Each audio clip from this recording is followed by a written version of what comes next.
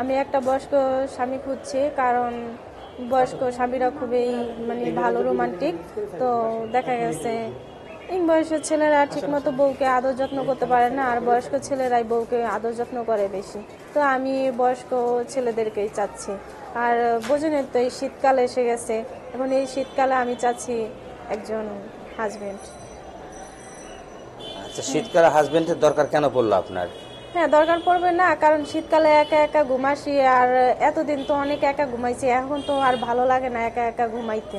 তো এই জন্য শীতকালে চাচ্ছি যে একজন হাজবেন্ড যদি থাকে তাহলে তার ভালো হতো। কিরকম স্বামী দরকার আপনার? এই যে বয়স্ক দরকার, কারণ বয়স্কদের শরীর হাত পা গরম থাকে বেশি, বুঝছেন। আর ইং বয়সের ছেলেদের ওদের শরীর থাকে হলো ঠান্ডা, এজন্য।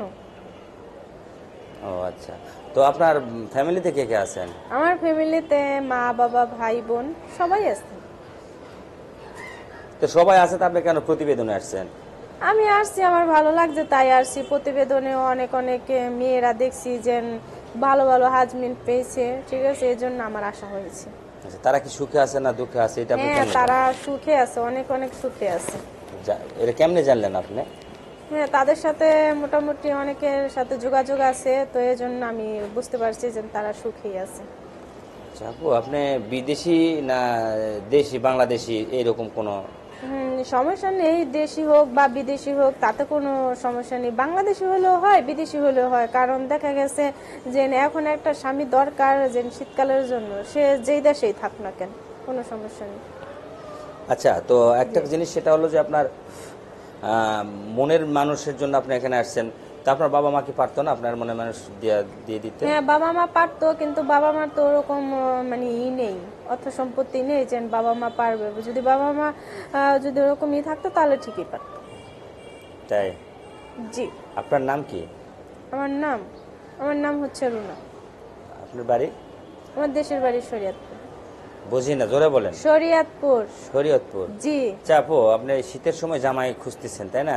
জি। তো এই জামাই খুঁজতে হলে আপনার সাথে যোগাযোগটা করবে কিভাবে, এটা একটু হ্যাঁ, বলেন। আমার সাথে যোগাযোগ করবে, যে ভিডিও আছে, ভিডিওর শেয়ার অপশনে যে লাস্টে নাম্বারটা দেওয়া থাকবে সেই নাম্বারে ফোন দিলে আমাকে পাবে। তাহলে ওরা কি ফোনটা দিবে কখন, কোন সময়, এটা তাদের সময়টা বলে দিবেন না? হ্যাঁ, তারা যে কোনো সময় দিতে পারে, কিন্তু রাত্রে 12টার পরে কেউ ফোন দিতে পারবে না, কারণ তখন আমি ঘুমে থাকি, এজন্য।